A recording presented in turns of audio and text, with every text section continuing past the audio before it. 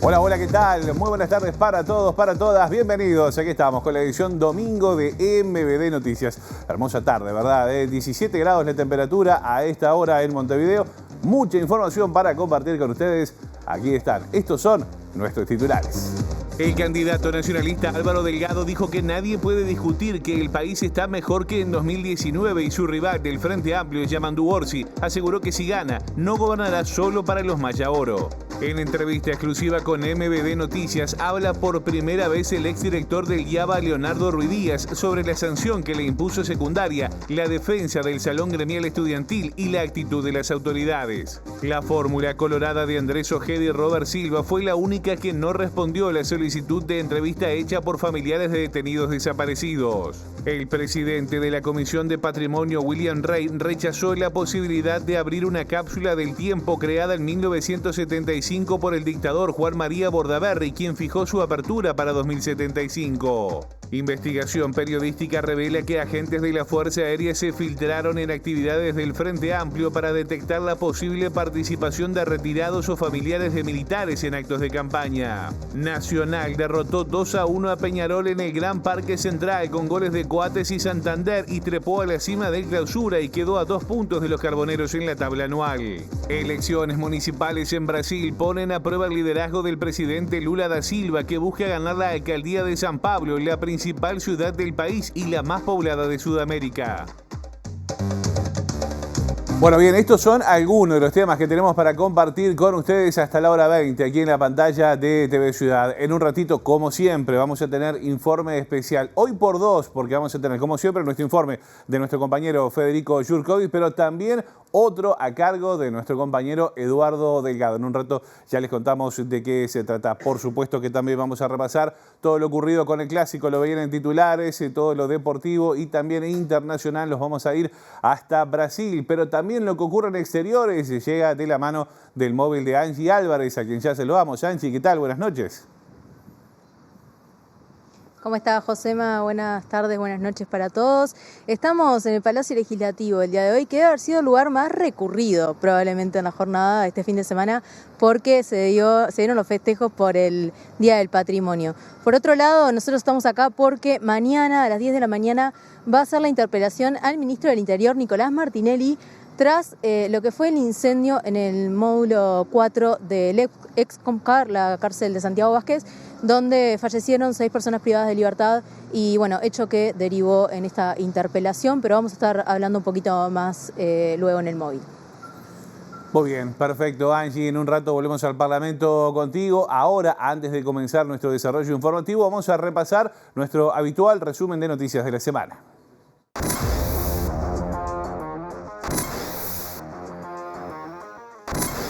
A través de un documento, Serpaj recordó que los allanamientos implican una actuación estatal violenta que puede habilitarse en situaciones excepcionalmente justificadas y expresó que la restricción contenida en la Constitución desde 1830 es una marca de calidad. Puntualizó que es falso afirmar que los allanamientos nocturnos no están permitidos, ya que la restricción pesa sobre hogares y no sobre comercios, industrias y establecimientos agropecuarios. Incluso recalcó que la actual normativa los habilita en hogares aún de noche siempre que el jefe o jefa de hogar autorice y que se comunique al sistema judicial. La fiesta se realizó en la madrugada de este lunes en una plaza muy cercana a la frontera. Contó con la presencia de 3 bandas, entre las que estaba la reconocida Miriam Britos, que recientemente se unió a militar en el Partido Nacional. Ediles del Frente Amplio en Artigas cuestionaron el acto, asegurando que es parte de campaña política para la intendencia del próximo año. Estamos presentando esta moción de llamado e interpelación al ministro del Interior. Dice específicamente que es a raíz de los hechos ocurridos el día 25 de septiembre, en un incendio intencional que se dio en el Excomcar, en la unidad 4 Santiago Vázquez, dentro del módulo 4, particularmente en la misma situación en la que en diciembre pasó lo mismo, con el mismo saldo en vidas, 6 vidas también. Luis Eduardo Arigón Castel tenía 51 años al momento de su secuestro, el 14 de junio de 1977, en un operativo enmarcado en la Operación Morgan. Fue llevado al centro clandestino de detención La Tablada, donde se lo interrogó y torturó hasta su muerte. Allí también lo desaparecieron. No podés ser de Nacional y de Peñarol al mismo tiempo. Tenés que decir de Boston River. Tenés que decir. Y bueno, eso es lo que nosotros queremos, que se la jueguen, porque después los resultados no es solo para el que va a gobernar, es para toda la sociedad. Y por eso creemos, y esto es parte de la conferencia, estimular a que se hagan cargo. Desde nuestra perspectiva, ayer hubo un discurso falaz, manipulador, en tanto y en cuanto se ocultó abiertamente que estamos parados en un estrepitoso fracaso para la vida de la gente de la reforma de la seguridad social del año 96. Se expresó un discurso absolutamente insensible para los cientos de miles de jubilados que están en la angustia de no poder comer y no llegar a fin de mes. Un discurso además errático, nuevamente digamos, contribuyendo a esta campaña que más que fundamentos apela al miedo y al terror de la gente. Bueno, muy bien, así estaba entonces el resumen de la semana editado por Pablo Dasneves. Esos hechos, algunos de los hechos más relevantes de la semana que pasó.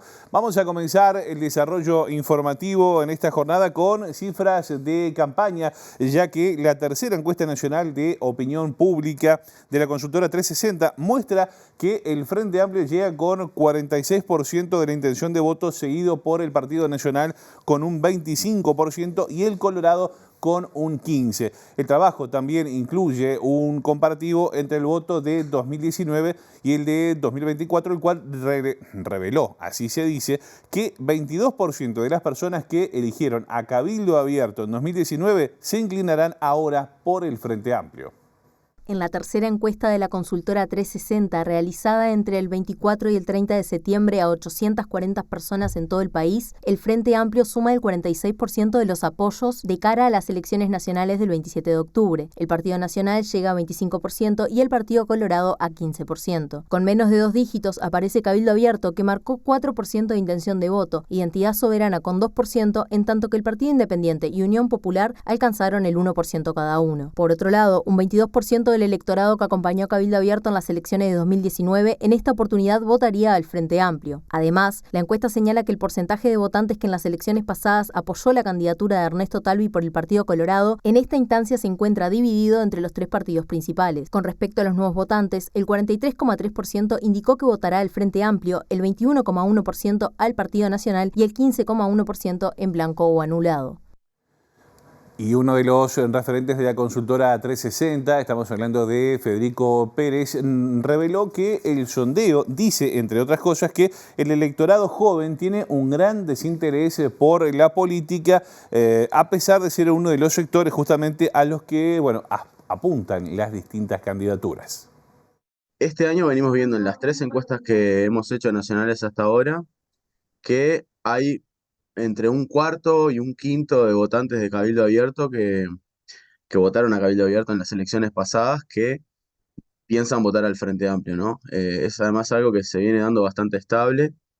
Y bueno, creemos que es de repente gente que quizá en la elección pasada dejó de votar al Frente Amplio y ahora vuelve a hacerlo, ¿no? Nosotros empezamos a principios de año y creo que viendo también las encuestas que se han publicado en los medios de comunicación, creo que hay ya una decisión importante de buena parte del electorado de cambiar, ¿no? De no volver a renovarle la confianza a la coalición, más allá de las candidaturas o de la campaña electoral, que de hecho no está teniendo demasiado contenido, ¿no? Y nosotros vemos que los jóvenes sí se inclinan a votar al Frente Amplio, pero hay un dato allí que también un poco nos interpela también a investigar más, que tiene que ver con que votarían o estarían diciendo que podrían votar más en blanco y anulado en un porcentaje mayor que el total de la población. Esos son los nuevos votantes. Bueno, hubo un intenso movimiento este fin de semana en el Parlamento justamente por el fin de semana del patrimonio, pero va a haber muchas novedades en el Palacio Legislativo. Los detalles ya los contó y los amplía ahora en el móvil Angie Álvarez. Angie, contanos más. Así es, Josema. Bueno, les comentábamos que mañana desde las 10 de la mañana se va a dar la interpelación al ministro Nicolás Martinelli aquí en el Palacio Legislativo y como les contábamos, esta interpelación surge de la bancada del Frente Amplio, quien pide justamente que se interpele al ministro por lo que fue la situación en la cárcel, en el módulo 4 de la cárcel de Santiago Vázquez, que terminó con 6 personas privadas de libertad fallecidas. Esto fue un detonante que aclaró un poco la pertinencia de hablar de la situación del sistema penitenciario, que es un tema que preocupa desde hace mucho tiempo. Si bien fue el Frente Amplio quien pidió la interpelación, esta interpelación fue votada justamente por todos los partidos en la Comisión Permanente del Legislativo el pasado martes 1 de octubre y la respuesta del ministro Martinelli fue rápida porque, como el fin de semana pasado hablábamos con Betiana Díaz, la diputada del Frente Amplio, ella decía que no sabían cuándo se iba a fijar la fecha. Bueno, finalmente la fecha se fijó para el día de mañana. Hay varias voces en esta situación. Una de las que aparece es Familias Presentes, que siempre está a la vuelta, pero que en esta oportunidad pide justamente ciertas medidas que consideran urgentes, entre ellas que se forme un equipo técnico para la evaluación de las personas alojadas en el módulo 4. Otros de los que hablaron fueron los del Sindicato de Trabajadores Penitenciarios y Trapen, que pidieron que el Estado declare una emergencia carcelaria para buscar soluciones urgentes en la cárcel. Otro de los temas que preocupa y de los que ya vamos a estar escuchando es que un tema que salió en TV Ciudad recientemente fue el tema de las denuncias públicas de ingreso de menores a la visita de agresores sexuales de la unidad 6 de Punta de Rieles, del que Betiana Díaz decía a AMD Noticias que ya está en investigación y que aún no tienen información mayor. Con Betiana Díaz justamente hablamos en el día de hoy y nos dio un poco más de detalle de lo que va a ser la jornada de mañana. Lo más urgente tiene que ver con las condiciones en las que se encuentra el sistema carcelario. Obviamente que esto es un detonante, lo que pasó el 25 de septiembre, que es el incendio y la muerte, el asesinato de 6 personas, pero también es cierto que nosotros veníamos levantando de alguna forma esta denuncia que se hace pública a través de TV Ciudad del ingreso de niños, niñas y adolescentes, es decir, a visitar agresores sexuales en la cárcel de Punta de Rieles. Esto no sabemos si está pasando en otra cárcel, lo que sabemos es que hay una ausencia de protocolos comunes. Algunos de los temas que tienen que ver con este llamado es aclarar la información disponible, preguntar cuáles fueron las medidas que se deberían haber tomado, cómo fue el cumplimiento de las medidas que se habían comprometido, por ejemplo, en el mes de enero del año 2024, luego de la muerte de 6 personas también, ¿no? El asesinato de 6 personas en custodia, también en el mismo tipo de incidente, un incendio en el módulo 4. Y bueno, también ver la posibilidad de tener algunas medidas de acuerdo que son urgentes, que tienen que ver con la dotación de personal, que tienen que ver justamente con los recursos, con el cumplimiento de las sentencias de la justicia por habeas corpus. Es decir, tenemos un gran combo de problemas acá que está complicando mucho la situación del sistema penitenciario uruguayo y que además hacen imposible la rehabilitación hoy. Bueno, ahí escuchábamos a Betiana Díaz, quien va a ser la diputada interpelante el día de mañana, que decía que la situación es muy difícil para generar una rehabilitación real en las personas privadas de libertad y que también hablaba de lo que sucedió en diciembre del año pasado, que se repite nuevamente en la semana pasada en la situación de Santiago Vázquez. Así que esta fue la palabra de Betiana Díaz. Veremos mañana cómo avanza la situación. Muy bien, Angie, muchas gracias por tu trabajo, también al equipo y a nuestra entrevistada. Vamos a guardar entonces mañana las respuestas del ministro del Interior, Nicolás Martinelli. Vamos a meternos ahora en temas de campaña y justamente a propósito, el candidato presidencial por el Partido Nacional, Álvaro Delgado, aseguró este sábado en un acto de la lista 71 aquí en Montevideo que nadie puede discutir. Dijo que tenemos un mejor país que en 2019. Nadie hoy puede discutir que hoy tenemos un mejor país que el 2019.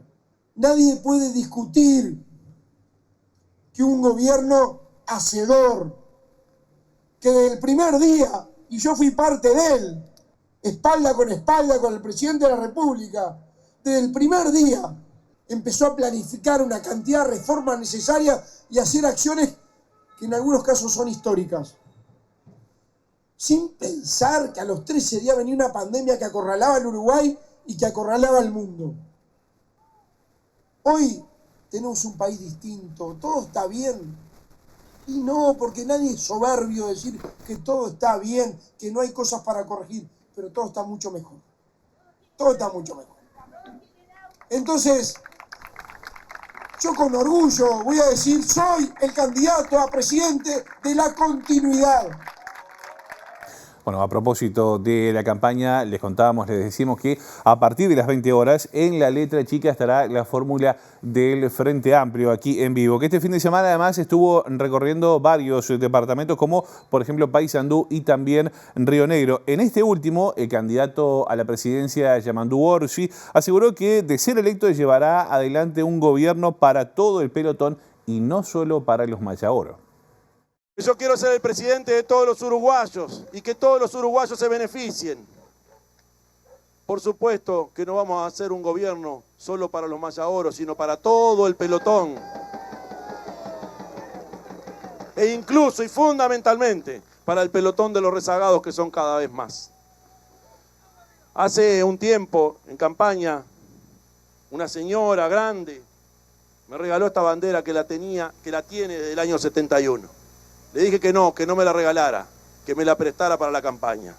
Cuando alguien es capaz de entregarte un tesoro tan preciado, con tanto sentido, con tanto valor, el mensaje es muy claro. Vale la pena seguir transitando por el camino del progreso y del avance de nuestra sociedad. Vale la pena y es un orgullo pertenecer a nuestro Frente Amplio. Es un orgullo levantar los colores de la bandera del Frente Amplio. No sentimos vergüenza y desdibujamos las consignas ni los colores de nuestra bandera. Somos profundamente uruguayos y progresistas. Somos de izquierda, pero somos fundamentalmente esperanzados en un país que va a crecer. Por lo tanto, el mensaje es hasta la victoria, compañeras, hasta la victoria, compañeros. Bueno, reiteramos, como decíamos recién, la fórmula presidencial del Frente Amplio estará a partir de las 20 horas aquí en vivo, en TV Ciudad, en la letra chica. Vamos con otro de los asuntos que les mencionábamos en nuestros titulares de esta edición domingo de MBD Noticias, porque, vean ustedes, en las últimas horas se conoció una investigación de la revista Caras y Caretas sobre vigilancias realizadas por agentes del Servicio de Información de la Fuerza Aérea a algunos sectores del Frente Amplio. La intención sería determinar si hay efectivos retirados o familiares de militares participando en actos de campaña. El artículo fue elaborado por el periodista Ricardo Pose, experto en temas militares, y que este año fue amenazado de muerte de forma anónima luego de revelar irregularidades económicas en varias estructuras de las Fuerzas Armadas. Pose asegura en la nota que la vigilancia es exclusiva para la coalición de izquierdas y que ya se habría realizado en 2 actividades y estaría prevista para una tercera el 13 de octubre en el Cerro. Uno de los actos que fue monitoreado por la Fuerza Aérea habría sido un agite del sector 609 Malvin Norte el domingo 29 de septiembre, aportando en la nota como prueba una foto de los aprontes de la actividad. Ese mismo domingo y durante el banderazo convocado por la oposición en la Rambla de Montevideo, el Servicio de Información de la Fuerza Aérea también se habría infiltrado entre los asistentes. Sobre este episodio, Pose publicó una captura de pantalla con la presunta coordinación entre integrantes del CIFA para hacer registros y levantar sospechas, y la confirmación de que uno de los agentes cuyo apellido se menciona participa del espionaje, aunque su apellido puede no ser real, aclara el investigador. Según Pose, esta actuación estaría en conocimiento del Ministerio de Defensa y tiene similitud con la denuncia que hizo la fórmula Frente Amplista días atrás en Florida sobre la presión que sufren otros funcionarios públicos que no pueden ir a sus actos porque si no los echan del trabajo. Bueno, muy bien. Momento de informe especial. Hoy uno de los primeros informes de esta edición domingo de MB Noticias llega de la mano del señor Eduardo Delgado, a quien ya saludamos. ¿Cómo le va? Buenas noches, Delgado. ¿Cómo anda? Un gusto, Josema, saludarte, estar aquí el domingo con los compañeros del canal. Bueno, siempre son los días de semana y cada tanto un gusto visitarte los domingos en MB Noticias. Un placer recibirlo por acá, pero antes que nada, antes de pasar a nuestro informe especial de hoy, lo queremos felicitar. Todo el equipo de MB Noticias edición domingo lo felicita por Canciones como Tatuajes, que arrancó el viernes Así a es. las 21 horas, así con Laura Canobra también. precioso proyecto que logramos concretar aquí en el canal. ¿Conforme, contento? Sí, muy contento con ese estreno y bueno, a seguir mirándolos. Y se vienen cosas lindas en la pantalla de TV Ciudad. Bueno, ¿quién lo trae por acá hoy, Delgado? Una voz tan necesaria, a mi entender, como ausente para entender lo que pasó en el Liceo Yaba en este periodo de gobierno. Más específicamente desde 2023, en que en ese centro educativo hubo un fuerte conflicto, ¿no? Que afectó a toda la comunidad educativa, a docentes, a estudiantes, a los padres, y, bueno, y por supuesto que también a las autoridades de la educación. Recordemos lo que ocurrió. Secundaria decidió quitarles el salón gremial justamente a los estudiantes del Liceo Yaba en 2023. Esto generó rechazo de los propios estudiantes, de los docentes, también de los padres, de los estudiantes, de los sindicatos, de la educación en general.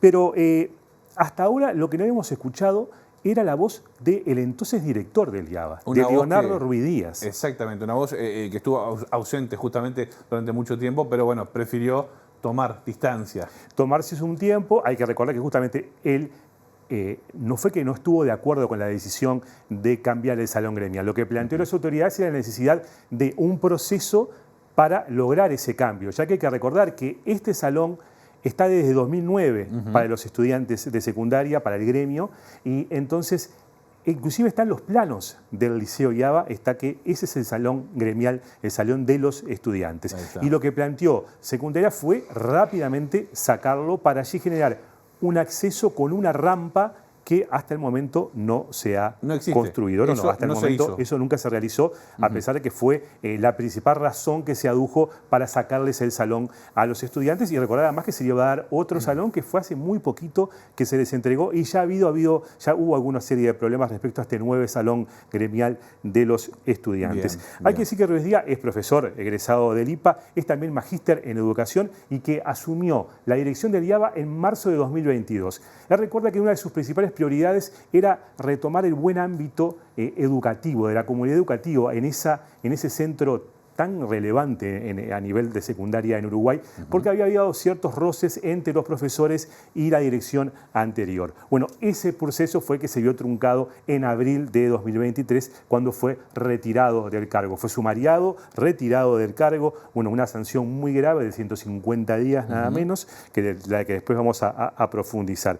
Él planteó, como decíamos, que esto se podía hacer y que ese proceso se podía realizar de cambiar de lugar, pero requería un trabajo con los estudiantes. Vamos a escuchar, esta es la primera vez que da una entrevista a un medio de comunicación tras lo que vivió. Nos cuenta primero justamente cómo vivió este momento y qué fue lo que realizó. A ver. Los caminos para que el aprendizaje sea realmente significativo, para mí es el diálogo. Y bueno, ante justamente, ¿no?, la orden que se me da de... La palabra que tristemente se utilizó fue el desalojo de los estudiantes del lugar que por más de 12 años tenían como lugar de agrupación, de núcleo estudiantil. En definitiva, tenían que salir de ese lugar. Entonces, era muy compleja la situación de resolverla de un día para el otro. Lamentablemente no hubo una espera de diálogo, una espera de un proceso justamente en donde los procesos de aprendizaje no son de la noche a la mañana. Muchas veces se da que los procesos de aprendizaje llevan meses. Es así, no inventé yo la naturaleza humana. Y bueno, lamentablemente no tuve ese tiempo. Al contrario, se desestimó mi práctica pedagógica y bueno, la necesidad de abrir el salón, cerrar el salón para abrir una puerta para realizar una rampa, se convirtió en un objetivo fundamental para las autoridades de secundaria. Bueno, una rampa que finalmente, como explicaba Eduardo, nunca se concretó allí esa modificación en el IABA, ¿no? Bueno, de esta forma, Ruiz Díaz rompe el silencio. Así es. Y justamente después de esta sanción que tuvo, Ruiz Díaz lo que hizo fue presentar un recurso administrativo ante secundaria, el que fue rechazado, y posteriormente fue ante el Tribunal de lo Contencioso Administrativo, cuyo justamente el escrito que presentó sigue en trámite, se abrió un expediente por esto que está en trámite, y por eso hablamos con Mauricio Núñez, que es uno de los abogados de Ruiz Díaz. Nos comenta que a su representado se le sumarió sin antes hacer una investigación administrativa, que era lo que había definido hacer secundaria. Y generalmente en los procesos administrativos, cabe recordar, se hace una investigación administrativa y ahí se resuelve si corresponde abrir un sumario o no. Aquí directamente se le sumarió cuando la orden era una investigación administrativa. Esto es lo que dice el abogado de Ruiz Díaz, Mauricio Núñez. Y agrega otra serie de irregularidades. Menciona algunas al pasar. Por ejemplo, que no se respetó la autonomía del centro educativo, de la que tanto se habla en este periodo de gobierno, a no darle el tiempo que él pedía para generar este proceso de diálogo y lograr el cambio de salón gremial. También un dato no menor, dice que hay actas que firmó Ruiz Díaz y que sin embargo en la investigación administrativa aparecen sin la firma del exdirector. Y esto, bueno, fue aclarado ante el TCA y se presentaron actas originales con la firma justamente de Ruiz Díaz. También nos habla de la sanción que le aplicaron. Hay que decir que la jurídica de secundaria planteó que fueran 10 días la sanción a Ruiz Díaz. La sanción final fue de 150 días, lo que para su abogado configura claramente un abuso de poder. Claro. A ver. El procurador sumariante sugirió una sanción de 10 días de suspensión, lo cual fue compartido después por el asesor letrado y finalmente compartido también por el director de jurídica. Sin embargo, las autoridades de secundaria, en la cual la directora estaba recusada, se había apartado, digamos, por una resolución, había sido recusada, sin embargo, decidieron que asesorara finalmente una letrada que es asesora directa de la Dirección General, que sugirió una sanción 15 veces mayor. O sea, pasó de 10 días, que era la sanción sugerida en una primera instancia, a 150 días. Lo cual nos llama la atención porque hubo 3 opiniones coincidentes de 3 asesores letrados diferentes, incluido el procurador sumariante, y sin embargo secundaria termina decidiendo la sanción en base al dictamen de una asesora letrada de confianza, un cargo estrictamente de confianza de la Dirección General. Entendemos que hay un exceso de poder, hay digamos, un abuso de poder en determinar la sanción más grave, ¿no? En su momento parecía desmedida la sanción, viendo también lo que dice el abogado allí. Bueno, son 15 veces más de lo que se había recomendado. Y te sumo un dato que es de no creer. A 16 meses de ser sacado de su cargo, hubo una inspección ocular donde era el salón gremial del IABA de funcionarios del Tribunal de lo Contencioso Administrativo por este juicio que lleva Ruiz Díaz a sacar en ese lugar. Fueron los abogados de Ruiz Díaz. Secundaria envió a una abogada ciega a esta inspección ocular. Lo que para el abogado de Ruiz Díaz es claramente una tomadura de pelo para todas las partes. Destacó la profesionalidad de los funcionarios del TCA que concurrieron. Bueno, vieron que la rampa no está realizada, a lo que la abogada de secundaria dio la razón y firmó el acta. Claro. Pero fue, como dice, muy sorpresivo la actitud de secundaria en este caso, como un dato más de lo que ha vivido Ruiz Díaz durante más de año que lleva de suspensión de ese cargo que ejercía. Abuso de poder, ¿no? Como lo catalogaba. Eso es como lo define el abogado de Ruiz Díaz. Y volvamos al director del IABA, porque nos habla de que para él la salud mental es fundamental para estudiantes y docentes. Claro. Recuerda en ese sentido que en julio de 2022, en vacaciones, una estudiante del IABA se suicidó, que fue un golpe muy duro, obviamente, para la comunidad educativa y que fue en las vacaciones de julio, lo que muestra la relevancia del centro educativo y que justamente los alumnos, él no puede generar que los alumnos tengan temor de estar en un lugar que quieren, como es el liceo y en este caso el salón gremial. Claro. Escuchamos a ver lo que dice. A ver. Imagínense lo violento que es para un estudiante, o que fue y es para un estudiante que les es arrebatado su salón, que tienen mucha historia en sus vidas, porque también ese salón fue utilizado por hermanos, por tíos y en algún caso también familiares muy cercanos a los gurises. Entonces, ¿cómo puedo plantarme y enfrentar y decirles, tienen que retirarse, los voy a desalojar. No se me pasa por la cabeza eso. No es la forma. Eso no es cuidar a los estudiantes. Todo lo contrario. Todo lo contrario. A través del diálogo, justamente, estábamos construyendo la posibilidad, ¿sí?, de destinar otro salón para los gurises, ¿no? Bueno, hasta que ese miércoles, después de las vacaciones de turismo, vienen con la triste noticia de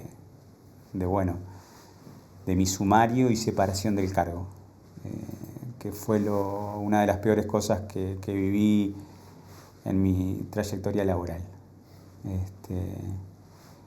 Que viví yo y obviamente, ¿no?, mis compañeros, mi familia, mi esposa, mi hijo también, bueno, madre. Me llamaron de todo el Uruguay y fue un momento tristísimo en mi vida como docente, ¿no? Fue ya hace más de un año, pero obviamente está muy latente eso, ¿no? Bueno, muy latentes, como decía Leonardo Ruiz Díaz allí, ¿no? Un proceso bastante complejo. Y sí, muy duro, imagínate para él, ¿no? A poco más de un año de haber asumido un liceo de la relevancia del IABA, bueno, encontrarse con esto de la orden de desalojar a los estudiantes de su salón gremial, el que tiene desde 2009, con una resolución de secundaria y de la ANEP, y ya te digo, estando dentro del mapa, ¿no?, del edificio como salón gremial. Ruiz Díaz prefiere no plantear hipótesis sobre las razones por las que secundaria lo sancionó, lo sacó del cargo por estos 150 días en vez de 10 de los recomendados. Y además por medidas que coinciden estudiantes, docentes y padres que fueron negativas para el centro educativo. Él prefiere no opinar sobre eso. Lo que sí nos dijo es lo que para él son los estudiantes para un centro educativo y lo que debería ser la tarea de un buen pedagogo. Así que con estos comentarios de Ruiz Díaz me despido. En esta, ya te digo, la primera vez, bueno, que el exdirector del IABA habla públicamente sobre lo que ha vivido y lo que todavía está viviendo en este recurso ante el Tribunal de lo Contencioso Administrativo. Lo vemos, Eduardo. Muchas gracias. Cito especialmente al recorrido que hacía con los chiquilines del IABA, en donde participaban continuamente. Les decía, gurises, nosotros sin ustedes no tenemos absolutamente nada que hacer. Y el gigante que es el IABA, sin los estudiantes, es un gigante que no tiene corazón, porque son los estudiantes que lo hacen latir. Entonces, si yo no escucho y no priorizo a los gurises y a las gurisas, mi tarea como docente, como pedagogo, está siendo muy mala. Bueno, así estaba entonces el informe de nuestro compañero Eduardo Delgado a propósito de toda la situación que se ha vivido allí en el IABA y particularmente con el docente, con Leonardo Ruiz Díaz, que también le agradecemos este testimonio para MBD Noticias. Primera vez que habla después de todo lo ocurrido. Nosotros seguimos avanzando en la información. Les contábamos que el Partido Colorado todavía no respondió justamente la solicitud de entrevista cursada por la Asociación de Madres y Familiares de Detenidos Desaparecidos a los candidatos de los principales partidos políticos. Al único que no se le pidió justamente una entrevista fue a Cabildo Abierto por su postura negacionista con el terrorismo de Estado. El Partido Nacional, por ejemplo, va a recibir a una delegación de familiares el próximo jueves 17. Ya lo habían hecho el Partido Independiente y también el Frente Amplio. Antes de las internas partidarias del 30 de junio, la Asociación de Familiares de Detenidos Desaparecidos había anunciado que una vez que las convenciones proclamaran a las fórmulas presidenciales, solicitarían entrevistas para conocer de primera mano sus propuestas sobre memoria, verdad y justicia. Así ocurrió finalmente con la salvedad de que Cabildo Abierto no fue incluido porque, según explicaron desde la organización, niegan la existencia del terrorismo de Estado y promueven la teoría de los dos demonios, anunciando incluso en campaña que promoverían indultos a los represores actualmente condenados y reflotarían la ley de caducidad. La Asociación de Familiares de Detenidos Desaparecidos sí solicitó entrevistas con el Frente Amplio, el Partido Nacional y el Partido Independiente, dos de las cuales ya se concretaron. El 10 de septiembre fueron recibidos por la fórmula oficialista integrada por Pablo Mieres y Mónica Botero, y 2 días después por la opositora de Yamandu Orsi y Carolina Cose, recibiendo en ambos casos el compromiso de seguir apoyando la búsqueda de la verdad. Fuentes de la organización confirmaron en las últimas horas a MD Noticias que hasta el momento solo el Partido Colorado resta responder la solicitud, ya que el Partido Nacional confirmó que Álvaro Delgado y Valeria Ripoll los recibirán el jueves 17 de octubre.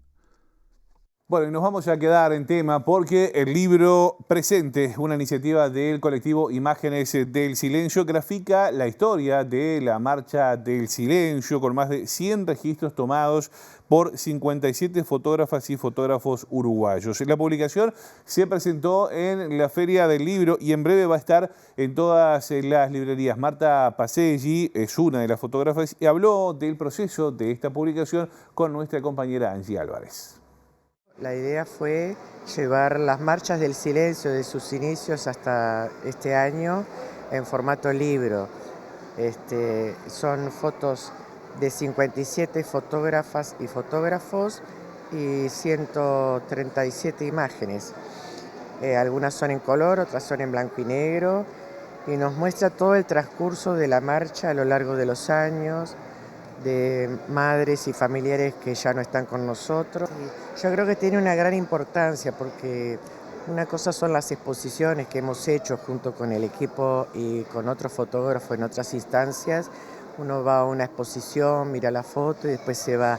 En cambio el libro es un tema físico, lo tocas, lo podés ver cuando tú quieras, podés recordar, mirar una foto y empezar a recordar ese año, si estuviste. Es otro el lenguaje del libro. Y el tema de la memoria es crucial en nuestra sociedad, ¿no? Es decir, yo vengo de esa generación del terrorismo de Estado y, digamos, el transcurso de lo que ha sucedido durante tantos años y que aún seguimos buscando a los compañeros y compañeras desaparecidos que están, lo que se está comprobando, que siempre lo dijimos, enterrados en los predios militares. Es una prueba más de que seguir trabajando la memoria es de suma importancia y vital para todos nosotros como identidad también. Bueno, domingo de doblete, a otro informe especial, ahora a cargo de Federico Jurkovic. Ya es un clásico. ¿Cómo le va, Jurkovic? Buenas noches. Doblete clásico, me estás usando acá de pivot, me parece, Josema. Y no hablé de cuates, no hablé de cuates, ni tampoco del paraguayo. Vamos a hablar de eso más Buenas adelante. tardes. ¿Cómo le va? ¿Cómo anda? Con mucho gusto, aquí de arrancar octubre, un mes clave para los uruguayos, las uruguayas. Terminaremos el mes sabiendo si hay presidente nuevo ya o habrá que ir a balotaje. Me permito retomar en este fin de semana del patrimonio el título que elegíamos la semana pasada, Josema, que hablábamos de la memoria como patrimonio, porque anunciábamos, y efectivamente se concretó este sábado 5 en Paysandú, la colocación de la placa a la docente Raquel Kurnev, que murió sin asistencia médica en un cuartel durante la dictadura. En ese informe te comenté algunas cosas vinculadas a una nota de la marcha del 25 de agosto, marcha militar que usaba Pedro Bordaberry para iniciar algunas sesiones con legisladores colorados. Y yo te contaba que el padre, Pedro Bordaberry, tenía mucho que ver con el 25 de agosto y una historia patrimonial que, si te parece, hoy te cuento, y por eso elegimos este título con la ayuda de Omar Izaguirre para preguntarnos si el fantasma de Bordaberry es patrimonio oriental. Me sorprendió con esto de la cápsula del tiempo, ¿eh? Hablábamos de eso aquella vez, fuimos a buscar más información para poder aportar. Es un tema que vuelve esporádicamente, sobre todo a raíz de movimientos de las fuerzas vivas de Florida, y también el tema ha llegado al Parlamento. Si te parece, Josema, hay que situarnos en el año 1975. Bordaberry ya había dado el golpe de Estado, era el dictador, y fue, como todos los presidentes uruguayos, el 25 de agosto a Florida, un año marcado también como el año de la orientalidad, donde la dictadura buscaba apropiarse de símbolos y fenómenos para contagiar a la gente supuestamente de su propuesta. Y ese 25 de agosto, además, Bordaberry hizo algo bien importante, que es el tema central de nuestra columna, y en este tail lo repasamos. El 25 de agosto de 1975 el país celebró los 150 años de la independencia en uno de los momentos más violentos del terrorismo de Estado, con secuestros, torturas y desapariciones sucediendo todo el tiempo. El acto central por esta fecha se realizó el 28 de agosto sobre la avenida 18 de Julio, luego de la tradicional conmemoración de los 25 de agosto en Florida, en el mismo lugar donde se declaró la independencia en 1825. Hasta ese sitio histórico había llegado el dictador Juan María Bordaberry, que 2 años antes había dado el autogolpe, acompañado entre otros por el ministro de Relaciones Exteriores, Juan Carlos Blanco, y el comandante en jefe del ejército, Julio César Badora. 1975 había sido declarado como el año de la orientalidad, lo cual quedó reflejado en su discurso, que además tuvo un fuerte contenido católico. Cuando la providencia trazó sus rasgos, cuando delineó sus grandes ríos para delimitarla y darle vida, cuando la bañó con un mar de profundas aguas, cuando la cubrió con una tierra rica y fértil, cuando la libró de accidentes geográficos hostiles, la patria nació entonces porque allí quedaron fijados para siempre los elementos que habrían de conformar el espíritu oriental, dijo Bordaberry. Concluido el acto, el dictador selló con cal un cubo de granito negro, grabado con las inscripciones 1825 y 1975 en números romanos, así como una leyenda alusiva al acontecimiento. En la nota publicada en 2010 por Florida Diario se consignó que Bordaberry guardó en su interior testimonios y mensajes de la época que se darán a conocer en el año 2075, citando la crónica publicada por El Heraldo en ese momento de la historia. Otras versiones, sin embargo, indican que se trataría de la piedra fundamental de un proyecto que nunca se concretó. 2075 sería la fecha de apertura de esta cápsula del tiempo. ¿Qué habrá ahí adentro? Y bueno, ahí está el punto, Josema. Hay quienes dicen, como terminaba el TEV, diciendo que era una piedra fundamental de una obra que, pasados todos estos años, nunca se concretó, y de alguna manera hay quienes dicen que esa versión es para sacar la mirada realmente de lo que podría pasar. Déjame decir, antes de seguir, que muchos de estos datos los tomé del Grupo de Estudios Históricos y Culturales de Florida, que tienen videos en YouTube sobre esto si les interesa el tema, y para seguir hurgando en definitiva. Y hay quienes plantean desde allí que es una verdadera incógnita. Hay un abogado, Josema, que se llama Nelson Sica, que defendió durante la dictadura a presos políticos, que es quien mueve habitualmente este tema a través de distintas cartas de investigaciones que se publican en diarios locales como nacionales. Él hizo gestiones ante la Intendencia de Florida, que le dijo que eso no se podía abrir. Hizo gestiones ante la Comisión Nacional de Patrimonio, que le dijo que eso no se podía abrir. Y en este contexto es que el tema llegó al Parlamento el año pasado, cuando la senadora Amalia de la Ventura hizo este planteo. Entendemos que la Comisión del Patrimonio debería considerar a la brevedad su apertura, para que no suceda que cuando se abra, si hay documentos en su interior, quede para futuras generaciones la visión de la dictadura como la válida de ese momento histórico tan doloroso para nuestro país. También la Intendencia de Florida debería tener un rol importante en el sentido de abrir el cubo de mármol del predio histórico departamental. Queremos pedir a ambos ámbitos, el nacional y el departamental, que tomen acciones en el sentido que ha sido solicitado. Además, también entendemos que debería pensarse que en ese predio, que es hoy un espacio vacío, salvo el cubo, evidentemente, podría erigirse alguna obra que jerarquizara el importante jalón histórico que tuvo allí lugar en agosto de 1825.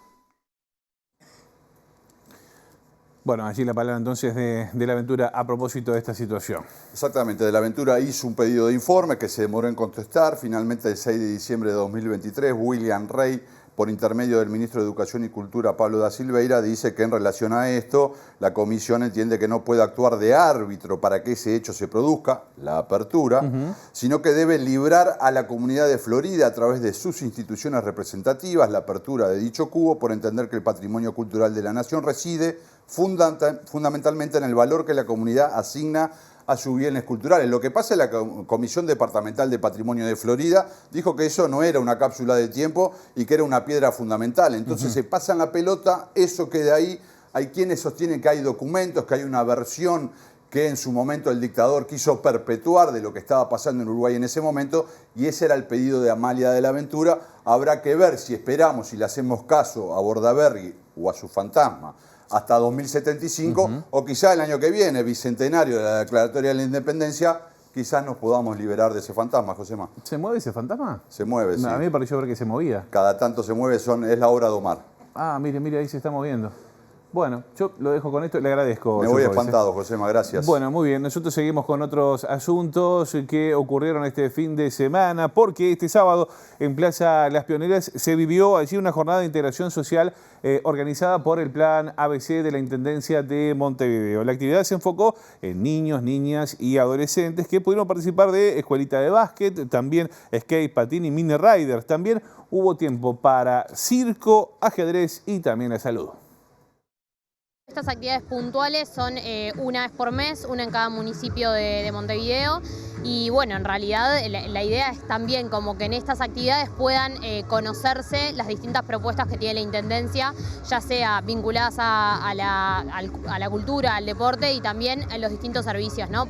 Nuestra idea cuando pensamos el ABC era como llegás al territorio, vincularte con el territorio previamente, pero también como llegar con toda la infraestructura posible. Nosotros podemos transmitir prevención en salud bucal y también en la parte sexual y reproductiva. Entonces es una instancia en donde tratamos de siempre estar presentes. Con los adolescentes trabajamos firmemente en el territorio, en cada policlínica. Tenemos 24 policlínicas y 2 móviles y recorremos todo Montevideo con los móviles. En este caso podemos venir con uno de ellos y sentarnos acá en la plaza y poder plantear, bueno, que pueden acceder fácilmente a lo que son las barreras anticonceptivas, también se pueden hacer test de VIH y sífilis, entonces se encuentran en un ambiente un poco más ameno, suben a la privacidad del móvil y se hacen los test y las preguntas que ellos quieran realizar. Es acercarnos hacia la población. Vamos a abrir, como dije, el capítulo internacional. Los vamos a ir hasta Brasil porque ustedes saben, hoy hubo elecciones bien importantes en el país norteño para elegir alcaldes y concejales en 5.569 municipios. El foco estaba puesto en la mayor ciudad del país y la más poblada de Sudamérica, San Pablo, con 12 millones de habitantes, donde hay una disputa allí a 3 bandas. El alcalde Ricardo Nunes, del Movimiento de la Democracia Brasileña, que va por la reelección, al diputado Guilherme Boulos, del Partido Socialismo y Libertad, apoyado por el presidente Lula da Silva, y Pablo Marçal, el magnate e influencer del Partido Renovador Laborista Brasileño, que se declara bolsonarista, al igual que Nunes. Para conocer más detalles de cómo se ha vivido esta jornada eleccionaria allí en Brasil, estamos en comunicación telefónica a esta hora con Darío Piñotti, que es el corresponsal de Página 12. Bueno, Darío, ¿qué tal? Buenas tardes, bienvenido, un placer saludarte, ¿cómo estás? Un gusto saludarte, y el día electoral está viviéndose en un gerundio intensísimo porque computado el 96% de las urnas en San Pablo, ciudad que describía muy bien, la mayor de América del Sur, con 12 millones de habitantes y con 9 millones de electores, es decir, faltando 4% de las urnas por ser escrutadas, el actual alcalde, Nunes, tiene el 29,5% de los votos, solo el 0,5% por encima de Boulos, que tiene el 29%, y solo el 0,9% por encima de Marçal, de manera que faltando 4% para que se recuenten todas las urnas, no se sabe aún quién será primero, quién será segundo y quién será tercero. Claro. Si alguna certeza, pero esta es mínima, si alguna certeza hay a esta hora, a este minuto, es que el alcalde Nunes, Ricardo Nunes, debiera estar en el segundo turno del 27 de octubre, pero insisto, cualquier afirmación en este momento sería irresponsable. Ajá, bueno, claramente la pulseada es fuerte a esta hora allí en Brasil. Darío, ¿se puede decir que esto es una especie de antesala de alguna manera de las presidenciales de 2026? O por lo menos va a configurar el escenario político de aquí a 2 años, cuando es prácticamente un hecho, por lo menos así lo ha asegurado el presidente Lula, quien hoy cumplió 79 años, él será probablemente nuevamente candidato a la reelección, a lo que sería su 4º gobierno, el líder del Partido de los Trabajadores, pero si él fuera derrotado en San Pablo, seguramente su intención de un 4º mandato no se vería anulada, pero sí afectada, toda vez que el actual alcalde, Ricardo Nunes, tiene el apoyo de su no adversario, su enemigo político, el capitán y expresidente Jair Bolsonaro, quien ha tenido un perfil bajo en la campaña electoral en San Pablo, porque ciertamente, y este es un segundo texto, un subtexto de esta campaña muy reñida, al propio Jair Bolsonaro, conocido como probablemente el principal líder de la extrema derecha de América Latina, le ha surgido alguien que lo ensombrece,